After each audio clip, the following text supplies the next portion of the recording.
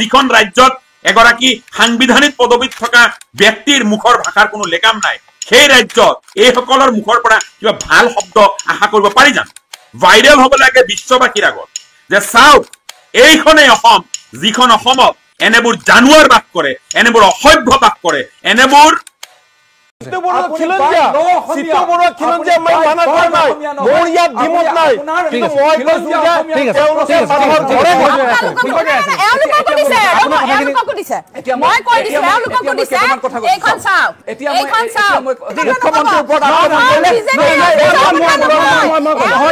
উৎসাহিত হৈ গ'ল আৰু যাৰ কাৰণে আজি বংগীয় মূলৰ মানুহে অসমীয়া মানুহৰ অসমত বিশেষকৈ উজনি অসমৰ কেইটামান অঞ্চলত গেৰুৱা বাহিনীৰ গোলাম আৰু ভিত্তক গুণ্ডা বাহিনী এতিয়া প্ৰকাশ্যভাৱে এটা বিশেষ সম্প্ৰদায়ক টাৰ্গেট কৰি বাঙালী মুছলমানসকলক তেওঁলোকৰ ভাষাত যিসকল মিয়া সেইসকলক টাৰ্গেট কৰি সময়সীমা বান্ধি দি সেই স্থান পৰিত্যাগ কৰিবলৈ নিৰ্দেশনা জাৰি কৰিছে এই যে মগজু শূন্য আৰু অলগদ্ধ এই মেট্ৰিকৰ দাউনা পাৰ হবলৈ সমৰ্থ নোহোৱা এই চুলাই সেৱনকাৰী এই যিসকল অন্ধভক্ত আছে যিসকলে অসম বচোৱাৰ ঠিকা লৈছে যিসকলে উজনি অসম মিয়ামুক্ত কৰাৰ ঠিকা লৈছে সেইসকলক সকিয়নি দি কৈছো যে তোমালোকৰ দৰে অসভ্য বৰ্বৰ অভদ্ৰ আৰু গোমূত্ৰ সেৱনকাৰীৰ বাবে অসমৰ এই অৰাজক যি পৰিৱেশ আৰু পৰিস্থিতিৰ ছবি সেয়া বিশ্ববাসীয়ে চাব এতিয়া যে অসমত এনেবোৰ কিছুমান অপদাৰ্থ বাস কৰে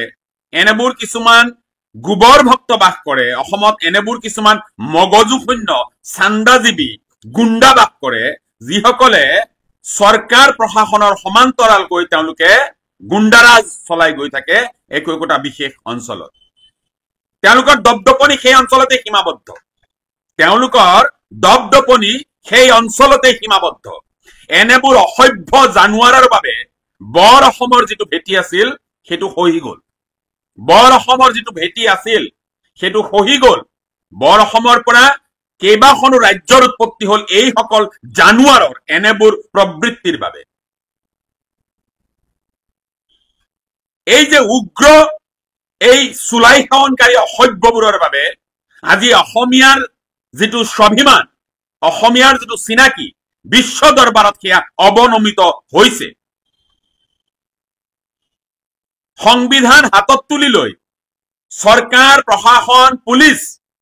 এই ব্যৱস্থাৰ সমান্তৰালকৈ তেওঁলোকে গুণ্ডাৰাজ চলাই গৈছে প্ৰকাশ্যভাৱে মানুহক ভাবুকি দিছে তাৰ পিছতো এটা বৰ ৰহস্যজনক কথাটো হ'ল এইসকল এতিয়াও মুকলি আকাশৰ তলত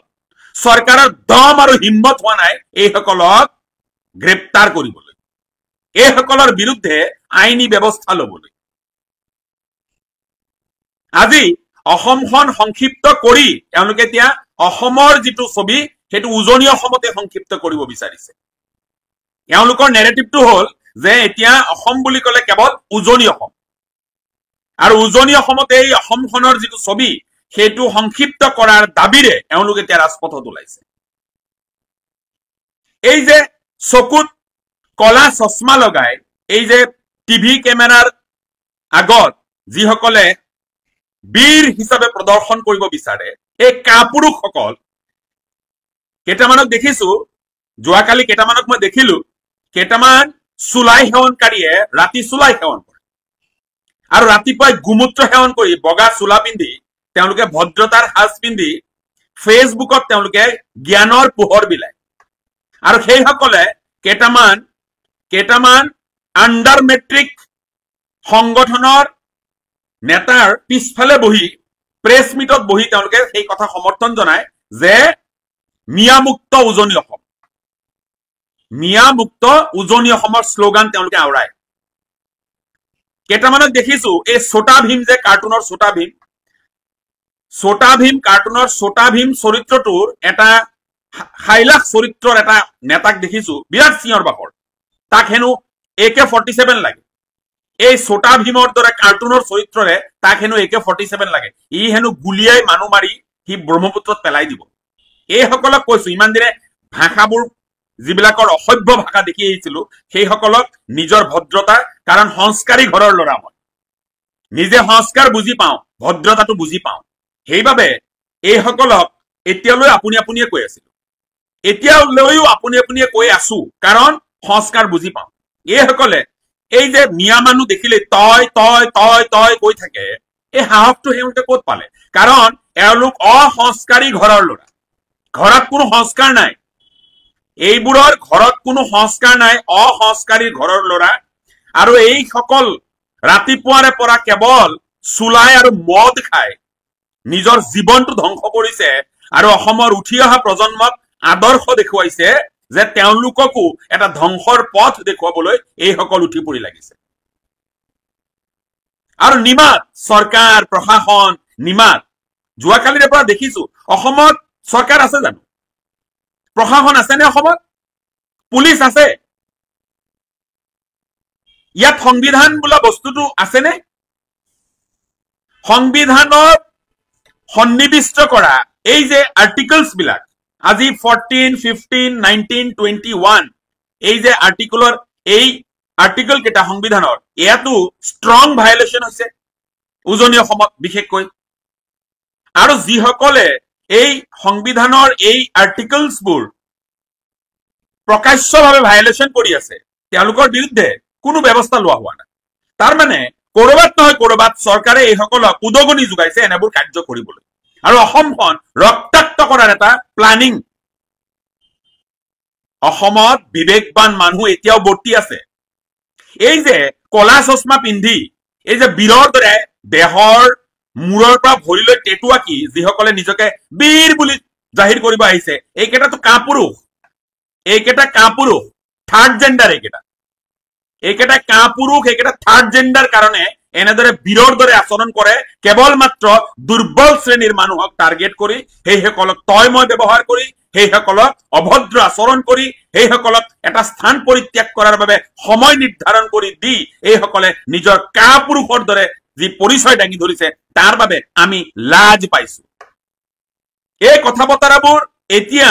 কেৱল মাত্ৰ ৰাজ্যখনতে সীমাবদ্ধ নাথাকে এই যে ভিডিঅ'বোৰ আহিছে এই ভিডিঅ'বোৰ ইন্টাৰনেশ্যনেল লেভেলত নিবৰ বাবে আমি প্ৰস্তুত আছো গোটেই বিশ্বই চাব লাগে এই সকলৰ মানসিকতা এই অসভ্য এই জানুৱাৰবোৰৰ মানসিকতা গোটেই বিশ্বই চাব লাগে এটা সৰু কথা কওঁ দিল্লীত বিশেষকৈ দিল্লীত উত্তৰ পূৰ্বাঞ্চলৰ মানুহক ইনক্লুডিং অসম উত্তৰ পূৰ্বাঞ্চলৰ মানুহক ইনক্লুডিং অসমৰ মানুহক তেওঁলোকে অকণমান বেলেগ দৃষ্টিৰে চায় যিসকলৰ দিল্লীত থকাৰ অভিজ্ঞতা আছে সেইসকলে জানে এই যে চাই তেওঁলোকৰ মতে অসমৰ মানুহবিলাক হেনো জংঘলী দিল্লীৰ বহু মানুহ আছে একাংশ দিল্লীৰ মানুহৰ মনত অহা কথাটো হ'ল যে অসমত বা অসম আৰু উত্তৰ পূৰ্বাঞ্চলৰ মানুহবিলাক হেনো জংঘলী তেনেকুৱা এটা ধাৰণা তেওঁলোকৰ আছে আৰু এই কথাবিলাকত মদত কৰিছে এই কথাবিলাক স্পষ্টভাৱে এষ্টাব্লিছ কৰিবৰ কাৰণে এই যে অসভ্য জানুৱাৰবোৰৰ এই ভিডিঅ'বোৰে যথেষ্ট এই অসভ্য জানুৱাৰবোৰৰ ভাবুকি দিয়া এই ভিডিঅ'বোৰ যথেষ্ট দিল্লীবাসী বা দিল্লীৰ একাংশ মানুহৰ এই যে ধাৰণাটো যে অসমত জানুৱাৰবোৰ বসবাস কৰে বুলি তেওঁলোক কিছুমানে যে ভাবে এই সকল জানুৱাৰৰ বাবে সেই মানুহবিলাকে ভাবিবলৈ বাধ্য হয় যে অসম সঁচাকৈ অসমত জংঘলীবোৰ বসবাস কৰে ভদ্ৰতাৰ কোনো নজিৰ এইসকলে দেখুৱাব নোৱাৰে নামত এটা সংগঠন খুলি লৈছে ৰাতি চুলাইৰ আড্ডাত বহে ৰাতিপুৱাৰে পৰা সন্ধিয়ালৈ বগা চুলা এটা আৰু কলা সানগ্লাছযোৰ পিন্ধি চান্দা সংগ্ৰহত ব্যস্ত হৈ পৰে দালালিত ব্যস্ত হৈ পৰে বিভিন্ন অফিচ কাছাৰীবোৰত গৈ তেওঁলোকে দালালি কৰে এই তথ্য আমাৰ তাত আছে কোন কোন অফিচত এইসকলে দালালি কৰে ক'ত ক'ত দালালি কৰে এই তথ্য আমাৰ তাত আছে আৰু এই দালালিৰে লগতে চান্দা সংগ্ৰহ কৰি জীৱিকা নিৰ্বাহ কৰা এইসকল কাপুৰুষৰ দল এতিয়া অসম ৰক্ষাৰ অভিযানত নামি পৰিছে এইদৰে সংবিধান ভৰিৰে গছকি সংবিধানৰ ধাৰাসমূহক মুহাৰি আইন অৱমাননা কৰি আইন হাতত তুলি লৈ যিটো পৰিৱেশ অসমত হৈছে এই পৰিৱেশটোক প্ৰতিহত কৰিবলৈ অসম চৰকাৰৰ সদিচ্ছা দেখিবলৈ নোপোৱাটো দুৰ্ভাগ্যজনক কথা আমি গোটেই বিশ্ববাসীৰ দৃষ্টি আকৰ্ষণ কৰিব বিচাৰিম এই কথা এনেবোৰ ভিডিঅ' ভাইৰেল হ'ব লাগে বিশ্ববাসীৰ আগত যে চাওক এইখনেই অসম যিখন অসমত এনেবোৰ জানুৱাৰ বাস কৰে এনেবোৰ অসভ্য বাস কৰে এনেবোৰ কাপুৰুষ বাস কৰে যিসকলে ভাৰতীয় নাগৰিকক তেওঁলোকে সাংবিধানিক অধিকাৰ প্ৰদত্ত যিসমূহ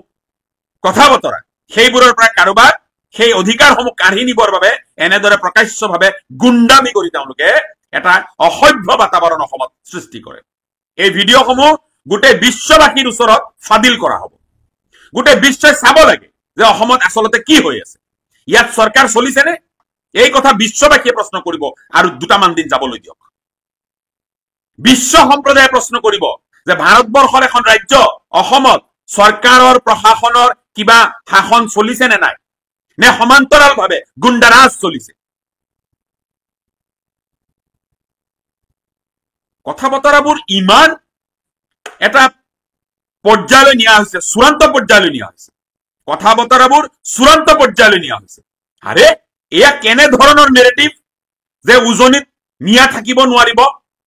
উজনিত নিয়া থাকিব নোৱাৰিব বুলি অসমত নতুন সংবিধান ৰচনা কৰা হৈছে নেকি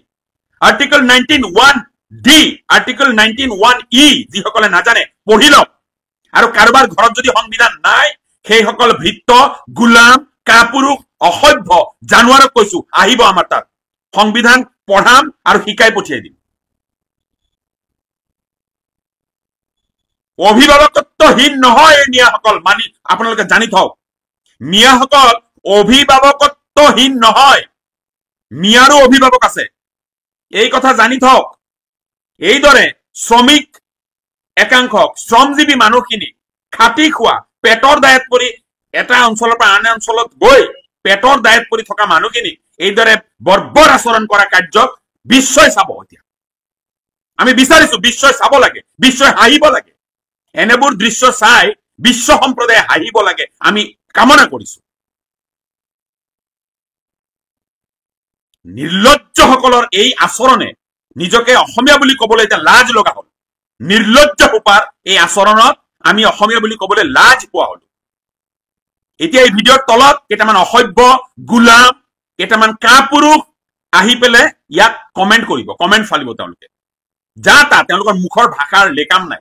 আৰে যিখন ৰাজ্যত এগৰাকী সাংবিধানিক পদবীত থকা ব্যক্তিৰ মুখৰ ভাষাৰ কোনো লেকাম নাই সেই ৰাজ্যত এইসকলৰ মুখৰ পৰা কিবা ভাল শব্দ আশা কৰিব পাৰি জানো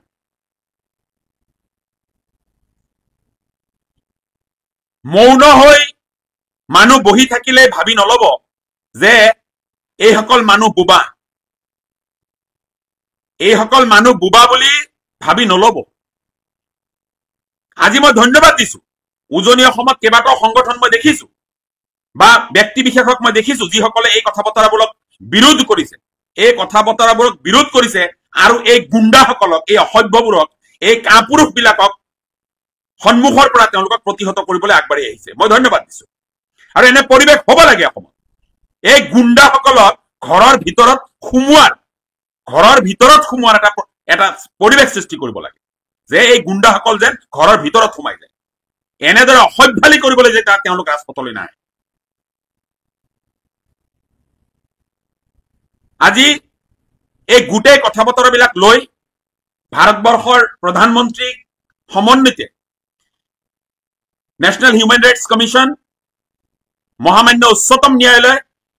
মহামান্য উচ্চ ন্যায়ালয় অসমৰ ডিজিপি মাইনৰিটি কমিশ্যন এই গোটেই যিখিনি সংস্থা আছে তেখেতসকললৈ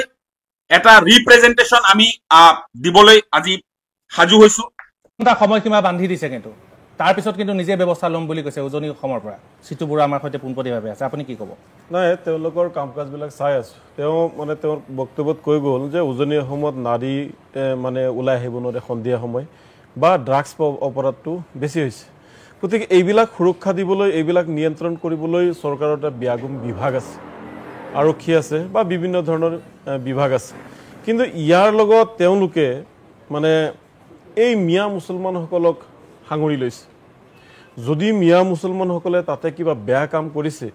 এই আৰক্ষী বিভাগটো গৃহ বিভাগটো কি আছে তেওঁলোকে এৰেষ্ট কৰিব লাগে সেই বুলিয়ে যে মানুহক মাৰপিট কৰিব অত্যাচাৰ কৰিব 24 ঘণ্টা সময় বান্ধি দিব 7 ঘণ্টা কি 7 দিনৰ সময় বান্ধি দিব কোনো মানুহে আমাৰ এইটো কেনেকুৱা কথা এইটো কেনেকুৱা কথা ঘৰে ঘৰে গৈ দাদাগিৰি কৰিব দাদাগিৰি নহয় আমি সিটোপুৰা আমিও কৈ আছো যদি অসমত বাংলাদেশী আছে আমি আপোনালোকক সহায় কৰিম সিটোপুৰা আপোনাক স্পষ্টকৈ কৈছো যদি অসমত বাংলাদেশী আছে আমি আপোনালোকক সহায় কৰিম অসম নচলে আপোনালোকৰ কথা মতে অসম নচলিব শুনিছা নাই আপোনালোকে বাংলাদেশৰ ভাৰতীয় মানুহৰ ওপৰত কি অত্যাচাৰ কৰি আছে আপোনালোকে ভাৰতীয় মানুহৰ ওপৰত আপোনালোকৰ কথা মতে অসম নচলে আপোনালোকৰ দৰে আপোনালোকে সেই মানুহক অত্যাচাৰ কৰে আপোনালোকৰ কথা মতে কি অসম নচলে আপোনালোকৰ দৰে বাংলাদেশৰ অসমৰ গৃহমন্ত্ৰী মুখ্যমন্ত্ৰী হিমন্ত বিশ্ব শৰ্মাৰ বিশ্বাস নাই নেকি আপোনালোকৰ মতে অসম চলিব নেকি আপুনি কোন হয় ইয়াত আইন বদলুল ইছলাম নেমসু বদলুল ইছলাম আইন কানুন আছে কোন বুলি আপুনি প্ৰশ্ন কৰিছে মই কৈছো সিতু বৰুৱা এজন খিলঞ্জীয়া অসমীয়া তেওঁ খিলঞ্জীয়া মানিছো সিতু বৰুৱা এজন খিলঞ্জীয়া অসমীয়া সেই বুলি তেওঁ কি মাৰপিট কৰিব নেকি সেই বুলি মানুহ মাৰপিট কৰিব যাব তেওঁ সিতু বৰুৱা এজন অসমৰ উজনিৰ যেনেকুৱা খিলঞ্জীয়া অসমীয়া অসমৰ সমগ্ৰ কোন বুলি প্ৰশ্ন কৰা অসমৰ মানুহ অসমৰ মানুহ অসমৰ মানুহক তেওঁলোকে সিতু বৰুৱা এজন অত্যাচাৰ কৰিব সেইখিনি আমি জানো সেইখিনি জানো আপুনি অত্যাচাৰ কৰিবলৈ কোন আৰু অত্যাচাৰ কৰিবলৈ কোন আমি জানো সিতু বৰুৱা খিলঞ্জীয়া মই মানা কৰা নাই মোৰ ইয়াত দ্বিমত নাই কিন্তু মই কৈছো যে তেওঁলোকে মানুহৰ ঘৰে ঘৰে গৈ ঠিক আছে ঠিক আছে ভাবক কি দিবলৈ কোন ঠিক আছে মই কৈছো মই আপোনাৰ লগত খিলঞ্জীয়া ঠিক আছে মই কৈছো ঠিক আছে ঠিক আছে মানুহৰ ঠিক আছে বদলি কৰিবলৈ ভাবক কি দিব পাৰিব জয়ন্ত গোস্বামী ঠিক আছে মই একমত তেওঁ খিলঞ্জীয়া ঠিক আছে মই আপোনাৰ লগত একমত কিন্তু জয়ন্ত গোস্বামী জয়ন্ত ঠিক আছে জয়ন্ত আইন উঠাই লোৱাৰ অধিকাৰ নাই ঠিক আছে আইন উঠাই লোৱাৰ অধিকাৰ কাৰো নাই আমি আইনক ঠিক আছে জয়ন্ত গোস্বামী আমি আপোনাৰ ওচৰলৈ উজনি অসমৰ প্ৰতি আইনৰ কথা আমাক নিহিকাব ঠিক আছে সিটো আমি আপোনাৰ ওচৰলৈ আহিম আইন বিশ্বাস কৰিলে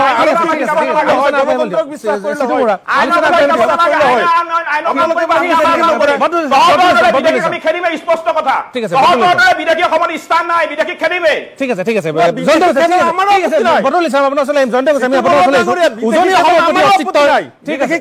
ঠিক আছে বদলি চাম আমি জয়ন্ত গোস্বামী আমাৰ আপত্তি নাই সৰকাৰি পক্ষৰ পৰা বা শাসকীয় পক্ষৰ পৰা আমি জানিব বিচাৰিছো কেবা বিদেশী খেলিছ ঠিক আছে আজিলৈকে কেবা বিদেশী খেলিছ যেতিয়া চৰকাৰখনে উচ্ছেদ অভিযান আৰম্ভ কৰে তেতিয়া মিয়াহৰ উকালি ঠিক আছে তহতি কেবা বিদেশী ঠিক আছে তহতি কিমানটা বিদেশী খেতা পক্ষত আছ সিটো ৰিকুৱেষ্ট কৰিছো সিটো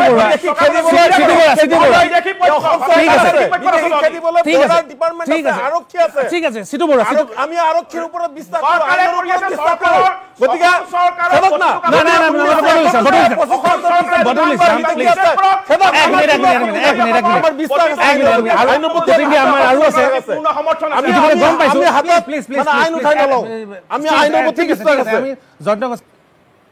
আপুনি যদি আজি মোক বা সমগ্ৰ অসমবাসীৰ প্ৰত্যেকজন জনতাক সোধে বিজেপিৰ শাসনকালত অসমে কি পালে কেৱল মিথ্যাচাৰ দুৰ্নীতি শোষণ আৰু লগতে কিছুমান বিশেষ মানুহে পালে ধন সম্পদ টকা ঘটাৰ আল্লাউদ্দিনৰ সাক্ষী বেলেগ একো নাই আজি অসমত যি পৰিস্থিতি হ'বলৈ গৈ আছে এই যে মুখ্যমন্ত্ৰী ডাঙৰীয়া অলপ দিনৰ আগতে এটা বক্তব্য ৰাখিছিল যে অসমত বিস্ফোৰণ হ'ব লাগে এই বিস্ফোৰণৰ এই যে আৰম্ভণি এইবোৰ দেখা গৈছে কংগ্ৰেছ এক্সকিউজ মি জাস্ট আপুনি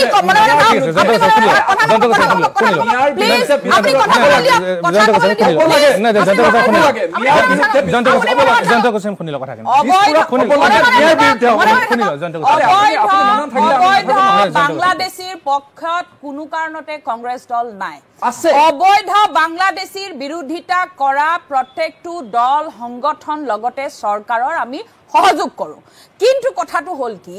আজি অসমত অসমীয়াই ভগনীয়া যাতে নহয় অসমত অসমীয়া আৰু অসমীয়াৰ লৰাৰ মাজত যাতে কাজিয়া নহয় আমি সিদিনাও দেখিলো সৰু পথাৰত কি হ'ল আজি দুদিনমান আগতে মৰেল পলিচিং হ'ল এইবিলাক বস্তু আমি দেখি আছো প্লিজ আপুনি ৰিয়েক্ট কৰিব না মোক আপোনালোকে কি কৰি আছে অসমত দেখি আছো আপুনি প্লিজ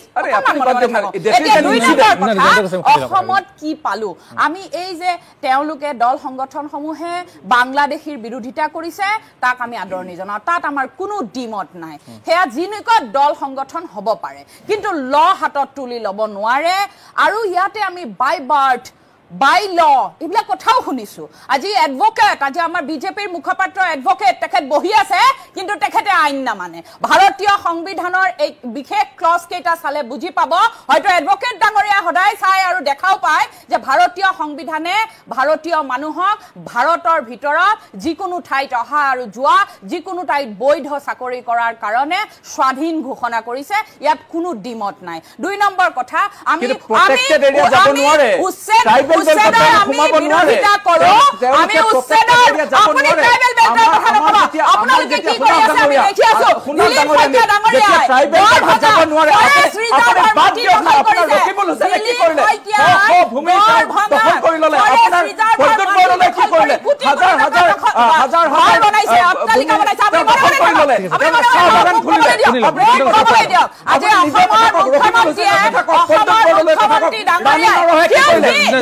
ভূমি লৈ ললে ৰাণী কি কৰিলে জনজাতীয় ভূমি দখল কৰি ললে আপোনাৰ জনজাতীয় ভূমি দখল কৰিলে ৰাণী দখল কৰিলে ৰাণী দখল কৰিলে জনজাতীয় ভূমি দখল কৰিলে আমি যেতিয়া কিবা এটা কথা তথ্য দিম মানুহক শুনিবলৈ দিয়ক আমিও তথ্য দিম আপুনিও তথ্য দিব আৰু শুনিবলৈ দিয়ক মানুহক আপোনাৰ কথাৰ মাজত মই ইন্টাৰেক্ট নকৰো আজি 2 নম্বৰ এই যুদ্ধ সময়ত নিশ্চিতভাৱে কংগ্ৰেছে আজি মিয়াৰ বংগীয় মুখ্যমন্ত্ৰী আপোনাৰ টাইমৰ ভ্যালু নাই আমাৰ টাইমৰ ভ্যালু আছে এক্সকিউজ মি ৰব আজি দিলীপ শইকীয়া ডাঙৰীয়াই গড়জাতীয় ভূমি কেনেকৈ ৰাণী নৰহে দখল কৰিলে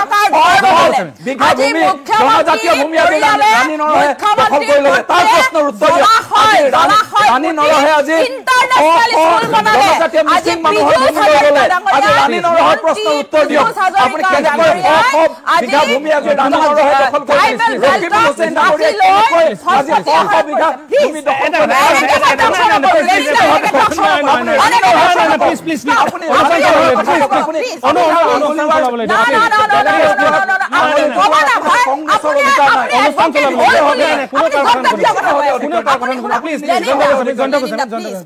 মোক কথাখিনি কবলৈ দিয়ক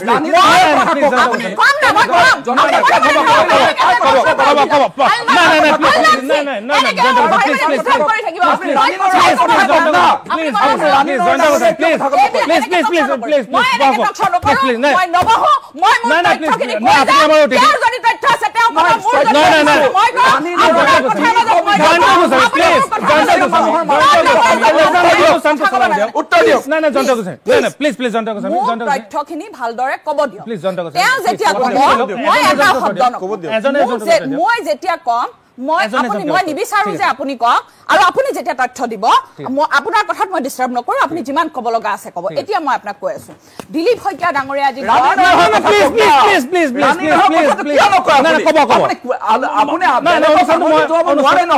ৰাণী নৰহে মিচিং মানুহৰ 300 বিঘাৰ অধিক ভূমি দখল কৰিলে তাৰ কথা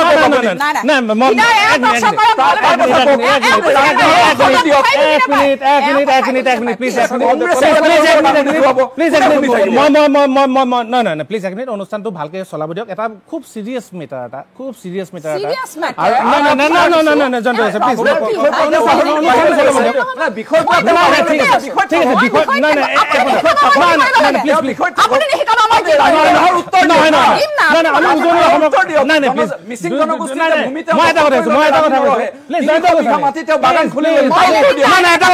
এটা উজনি অসমৰ কথা পাতি আছো যেহেতু আজি চিটু বৰুৱা নহয় মই এটা কথা কৈছো উজনি অসমত যিটো পৰিৱেশ হৈ আছে শৃংখলচলীয়ে যিটো মন্তব্য কৰিছে চিটুবুৰে যিটো মন্তব্য কৰিছে ৰাষ্ট্ৰীয় হিন্দু ফ্ৰণ্টৰ সভাপতি বলেন বৈশ্য আছে তেখেতৰ পৰা মন্তব্য লৈ লওঁ আৰু এটা কথা অনুষ্ঠানত বেছি সময় নাপাম প্ৰথমটো ব্ৰেকতেই যদি এনে ধৰণৰ হয় তেতিয়াহ'লে কোনো কথা নুশুনিব গতিকে কিছু সময় দুইগৰাকী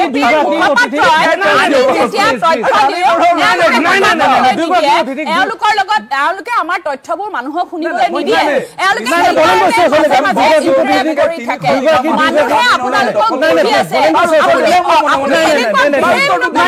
আপুনি প্ৰভোক নকৰিব উত্তৰটো দিয়ক না ঠিক আছে আপোনাৰ উত্তৰ দিম আপুনি মনে মনে কিয় নাথাকে বলেন বৈশ্য আমি আপোনাৰ ওচৰলৈ আহিছো ৰাষ্ট্ৰীয় হিন্দু ফ্ৰণ্টৰ অসমৰ আমি আপোনাৰ ওচৰলৈ আহিছো দুইগৰাকী প্ৰতিনিধিৰ মাজত কিছু মতানৈক্য হৈছে মই যদি মোৰ তথ্যখিনি ক'ব নোৱাৰো তেতিয়াহ'লে মই টকশ্ব'ত বহাৰ কোনো অৰ্থ নাই কাৰণ মই সময় খৰচা কৰি মই আহিছো টকশ্ব'ত বহিবলৈ অসমৰ ৰাইজক কথা ক'বলৈ তেওঁৰ হাতত তথ্য আছে তেওঁ দিয়ক মোৰ এতিয়া এনেকুৱা বহুত তথ্য আছে যিখিনি মই এইখিনি সময়ত শেষ কৰিলোহেঁতেন কিন্তু তেওঁলোকৰ প্ৰব্লেমটো হ'ল এই যে মানুহে গম পাই যাব যে আমি তথ্য দিলে গম পাই যাব যে মই বিষয়ত থাকোঁতে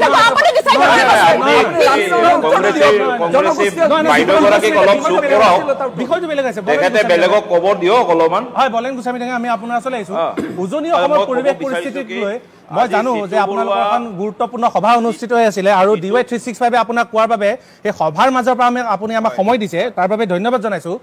গতিকে এই পৰিৱেশ যিটো আপুনি কেনেধৰণে পৰ্যবেক্ষণ কৰিছে আপোনাৰ পৰা জানিব বিচাৰিছো বলেন বৈশ্য ডাঙৰীয়া হয় হয় এই চিটু বৰুৱা আৰু তেওঁৰ সংগঠনে যিটো কাৰ্যসূচী হাতত লৈছে এই সংগ্ৰামখনৰ পোষকতা আপোনালোকে কেনেধৰণে কৰে এইটোতো ভাল কথা আমাৰ ইয়াতে এজনো বাংলাদেশী থাকিব নালাগে উজনি অসমত নহয় নামনি অসমতো থাকিব নালাগে কিন্তু আইন শৃংখলা মানি মানৱীয় দৃষ্টিভংগীৰ পৰা ৰাখি আমি অসমীয়া মানুহটো আমাৰ এটা সাতাম পুৰুষীয়া এটা সংস্কৃতি আছে এই সংস্কৃতিৰ মাজত থাকি আইন প্ৰশাসনৰ মাজত থাকি যদি এটাও বাংলাদেশী কৰবাত পায় সেয়া লাগিলে উজনি হওক সেয়া লাগিলে নামনি হওক সেয়া লাগিলে মধ্য অসম হওক যোনে য'ত যেনেকে বাংলাদেশী আছে সব যাব লাগে এইটো আমি একেবাৰে মনে প্ৰাণে বিচাৰোঁ আমি এজনো অবৈধ বাংলাদেশী পক্ষত নাই আমি এই উচ্ছেদটো যে কৰিছে আমি ডেফিনেটলি ভাল পাইছোঁ আমি বাংলাদেশীক উচ্ছেদ কৰিব লাগে অসমৰ বাহিৰ কৰি দিব লাগে ভাৰতক বাহিৰ কৰি দিব লাগে এইটোত কোনো ডিমত নাই কিন্তু আমাৰ ডিমত আছে কেইটামান কথাত মই সেই কথাখিনিকে ক'বলৈ লৈছোঁ আৰু মই ক'বলৈ সময় দিলে ভাল পাম আপুনি কোৱা কথাটোত মই একমত এই যে উচ্ছেদবোৰ হৈছে আমি যোৱা 2 বছৰমান আগতে কাজিৰঙাত এটা উচ্ছেদ দেখিছিলোঁ উচ্ছেদটো বাংলাদেশী বুলি উচ্ছেদ কৰি দিয়া হ'ল চবকে তাৰপিছত অলমষ্ট 18 কোটি টকা সেই মানুহখিনিক ক্ষতিপূৰণ দিলে বাংলাদেশী বুলি উচ্ছেদ কৰি পেলাই দেই 2 নম্বৰতে এটা কথা উচ্ছেদ কৰিছে কৰক ক'ব লগা নাই কিন্তু যিসকলে আজি বিজেপিৰ সভাপতি দিলীপ শইকীয়া ডাঙৰীয়াই গড়ভাঙাত ম্যাদী মাটি নোহোৱাকৈ ফৰেষ্ট ৰিজাৰ্ভৰ মাটি দখল কৰি তেওঁ আজি কোটিটকীয়া অট্টালিকা বনালে 2 নম্বৰ কথা আজি মুখ্যমন্ত্ৰী ডাঙৰীয়াৰ পত্নীয়ে জলাশয় পুতি পেলাই ইণ্টাৰনেশ্যনেল স্কুল বনালে 3 নম্বৰ কথা আজি আপুনি দেখিছে আজি পীযুষ হাজৰিকা ডাঙৰীয়াই বা জয়ন্ত মল্ল ডাঙৰীয়াই কিমান শ কোটি টকা তেওঁলোকৰ সম্পত্তি আহৰণ হৈছে আৰু ক'ত ট্ৰাইবেল বেল্টৰ মাটি তেওঁলোকে অধিগ্ৰহণ কৰি আছে সেয়াও আমি দেখিলোঁ আমি বিচাৰিছোঁ অসমখনত শান্তি প্ৰতিষ্ঠা হওক সাতামপুৰীয়া যি শংকৰদেৱে আমাক যি আদৰ্শ দেখুৱাই গৈছে সেই আদৰ্শ মতে চলক এই অসমত যি শান্তি শৃংখলাৰ পৰিস্থিতি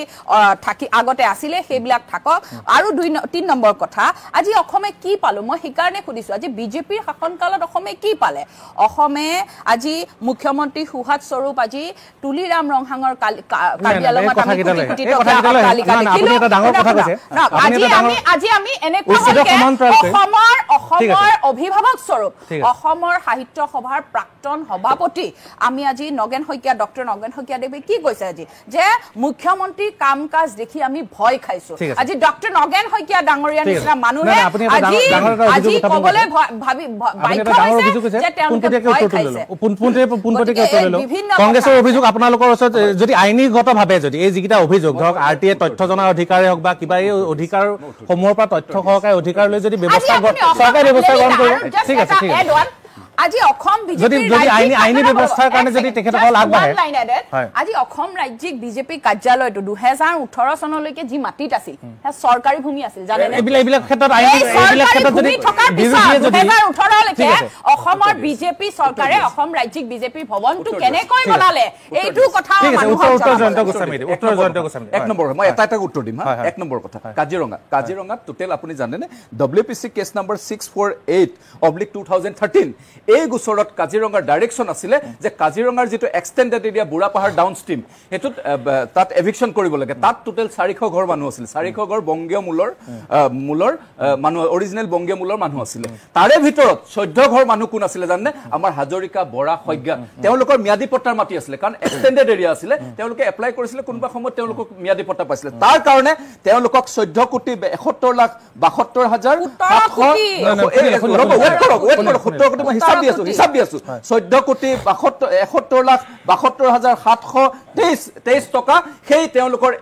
ল্যান্ড একুইজিশনৰ কাৰণে দিছিলে অৰ্থাৎ ম্যাদী মাটি চৰকাৰে লৈ লোৱাৰ কাৰণে তাৰ পিছত আৰু বাকি যেটো হয় যে চাওক 5 লাখকৈ যিকেজন মানুহ তাত মৰিছিলে তাত গুলিয়াগুলি হৈছিলে হে উচ্ছেদ কৰিবলৈ যাওঁতে অখিল গগৈ আন্দোলন কৰিছিল তাত গুলিয়াগুলি হৈছিলে যিকেজন মানুহ তাত মৰিছিলে তেওঁলোকৰ নিকটৱৰ্তী লোকৰ কাৰণে 5 লাখকৈ দিয়া হৈছিলে আৰু একে সময়তে যিসকল ইনজিয়ৰ্ড হৈছিলে তেওঁলোকৰ কাৰণে 20,000কৈ সৰ্বমুঠ 3,40,000 টকা দিয়া হৈছিল এতিয়া গোটেই কথাটো হৈছে কি যে তেখেতসকলে যে কৈ থাকে যে আমি যিসকল বেদখলকাৰী তেওঁলোকক এক পইচাও দিয়া নাই তেওঁলোকক উচ্ছেদ কৰা হৈছে তাত টোটেল 400 ঘৰ মানুহ আছিল 400 ঘৰ মানুহক যদি কম্পেনসেশন দিয়া হলে আপুনি ভাবকচোন যে এই 19 কোটি টকাৰে হলেতেন নেকি এইখন হৈছে তথ্য জনাৰ অধিকাৰ মই এখন আপোনাৰ কংগ্ৰেছৰ পেজত অহামন এখন মই কংগ্ৰেছৰ পেজৰ পৰা সংগ্ৰহ কৰিছো তেওঁলোকে এখনৰ ওপৰত বেছ কৰিয়ে কথা কৈছে কিন্তু তেওঁলোকে নাই পঢ়া এই কথাটো যে ইয়াতে ক্লজ 5ত স্পষ্ট আছে যে ল্যান্ড একুইজিশনৰ কাৰণে এই কথা ঠিক আছে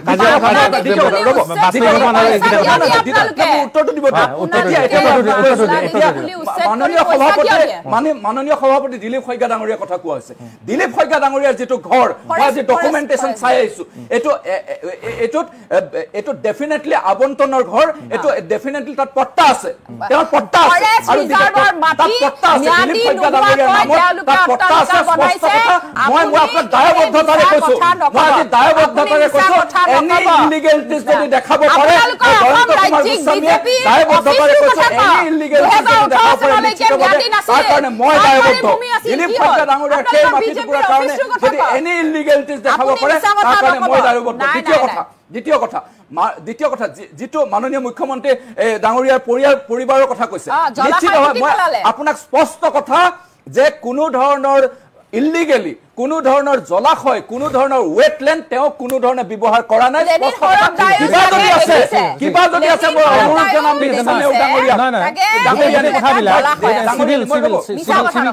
ৰব শুনক এতিয়া কথাটো হৈছে তাৰ ওপৰত ডিফাৰ্মেশন সুট ফাইল কৰিছে তেওঁলোকৰ সভাপতিৰ ওপৰত বৰ্তমানৰ সভাপতিৰ ওপৰত আৰু ডিফাৰ্মেশন সুটত আদালতে কৈছে যে এই বিষয়ে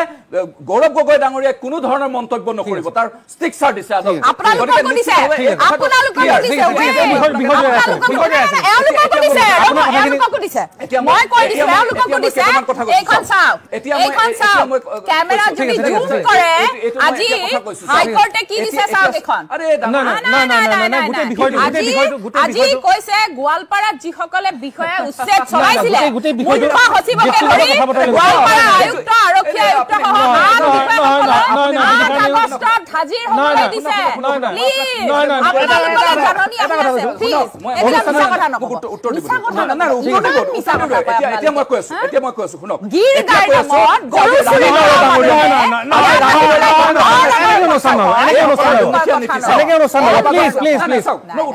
উত্তৰ দিব দিয়ক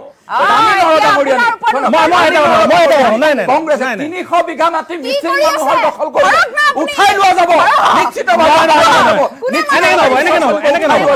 ৰাণী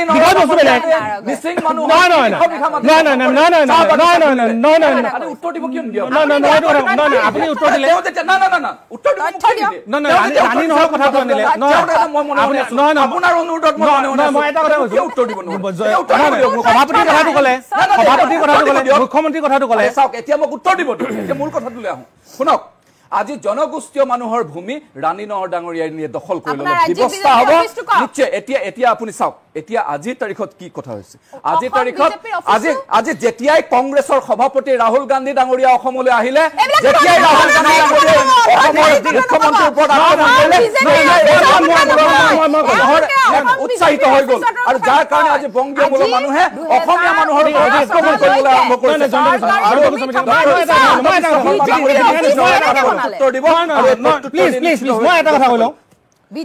মই এটা কথা কৈ লওঁ যে মনৰ কথাবিলাক ক'বৰ কাৰণে উজনি অসম শিৱসাগৰ বা চিটু বৰুৱা আছে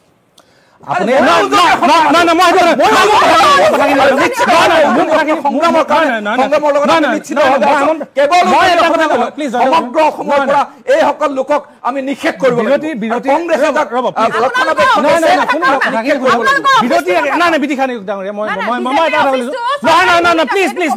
এই ধৰণে আইন শৃংখলা বিঘ্নিত কৰিব পৰা অসমৰ শান্তি আৰু সম্প্ৰীতি বিনষ্ট কৰিব পৰা আইনৰ গণ্ডিৰ বাহিৰত গৈ কাম কৰা একো কামক আমি সাপোৰ্ট নকৰো আৰু ভৱিষ্যত দিনলৈও নকৰো আইন আছে প্ৰশাসন আছে আৰু সেইমতে কাম হ'ব কিন্তু এই বিজেপি চৰকাৰখনে এই হিমন্ত বিশ্ব শৰ্মা ডাঙৰীয়াই যি বিস্ফোৰণৰ কথা কৈছে এই বিস্ফোৰণ যে হলে অসমৰ আহিবলগীয়া প্ৰজন্মই যে ভুগিব এই কথাটোৰ কাৰণে কিন্তু আপুনিও সাজু থাকক ময়ো সাজু থাকো চিটু বৰুৱা ডাঙৰীয়াও সাজু থাকক ইয়াত থকা প্ৰত্যেকজনে সাজু থাকক আমি কি শান্তি সম্প্ৰীতি ভংগ কৰিলো নাই আপোনালোকে শান্তি সম্প্ৰীতি ভংগ কৰিছে আমি কি শান্তি সম্প্ৰীতি ভংগ কৰিলো দেখিছো আইন পুলিচ প্ৰশাসন আছে প্ৰশাসনে কাম কৰিব অৰ্ডাৰ দিয়ে চৰকাৰে যিবোৰ অৰ্ডাৰ দিয়ে সেইবোৰ কাম প্ৰশাসনে চাব আৰক্ষী আছে প্ৰশাসন আছে ইয়াতে চৰকাৰে যি অৰ্ডাৰ দিছে সেই অৰ্ডাৰ মতে যদি কৰবাত কাম নহয় সেই আইন শৃংখলা পুলিচ আৰু প্ৰশাসনে চাব যুদ্ধ হোৱাটো আমি নিবিচাৰো অসমত যি শান্তি আৰু সম্প্ৰীতি চলি আছে এইবোৰ বেয়া হৈছে আৰু আহিব লগা প্ৰজন্মই অতি ক্ষোভেৰে কৈছো আহিব লগা প্ৰজন্মই কিন্তু ইয়াৰ ফল ভোগ কৰিব মন্থনৰ মজিয়াত যুদ্ধ ঘোষণা হৈ গ'ল যি দেখা পাইছো যে যুদ্ধ ঘোষণা হৈ গ'ল এই ক্ষেত্ৰত জয়ন্ত গোস্বামী আপোনাৰ পৰা জানিব প্ৰথম কথা যুদ্ধ হ'ব যিদিনাখনে নিৰ্মমভাৱে হত্যা কৰা হৈছিল সেইদিনাখনে আইন শৃংখলা অটুট আছিল বুলি আমি ধৰি লৈছো ঠিক আছে জয়ন্ত গোস্বামীৰ পৰা আমি জানি লওঁ তেওঁলোকৰ কেঁচাতে মূল্য অসমৰ জনসাধাৰণে পাইছে জয়ন্ত গোস্বামী ডাঙৰীয়া মন্তব্যটো আজিও ভুগি আছে জয়ন্ত গোস্বামী ডাঙৰীয়া মন্তব্যটো জানি লওঁ স্পষ্ট কথা যুদ্ধ হ'ব আৰু এই যুদ্ধ হ'ব অসমৰ অস্তিত্ব ৰক্ষাৰ শেষ যুদ্ধ আৰু এই যুদ্ধ আমি প্ৰত্যেকজন অসমীয়া খিলঞ্জীয়া অসমীয়াই ভাৰতীয় মূলৰ জনসাধাৰণে কৰিব লাগিব আৰু আমি মই তেখেতক কৈ আছো মই কংগ্ৰেছৰ প্ৰতিনিধিগৰাকীক কৈছো শুনক আজি মই গোলাঘাটৰ ল'ৰা আৰু গোলাঘাটৰ ল'ৰা হিচাপে মই নেঘেৰিবলৈ কান্দোন মই মিচিং সমাজৰ কান্দোন মই নিজে দেখিছো 2006 চনত ভাৰতীয় জনতা পাৰ্টিয়ে মেৰাপানী চলো কাৰ্যসূচী কৰি আমি প্ৰতিবাদ কৰিছো শুনক ডাঙৰীয়া এতিয়া কথাটো হৈছে এইটো যে মিচিং সেই নেঘেৰিবলৈ গাঁওখনত কেনেকৈ মানুহে মিচিং মানুহক কৰিব বিচাৰে তৰুণ যি বেদনা সেই বেদনা আপুনি বুজি নাপায় আপোনাৰ নেপায় বুজি নাপায় আমি বুজি পাওঁ আৰু সেই কাৰণে চেক কৰে আজি নেঘেৰিবলৈ আমি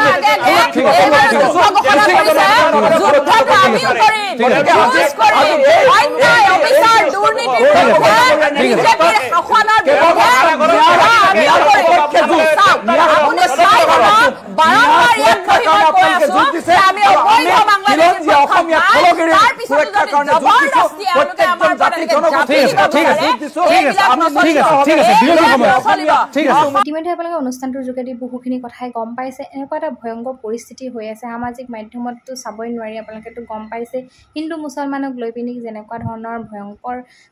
পৰিস্থিতি হৈছে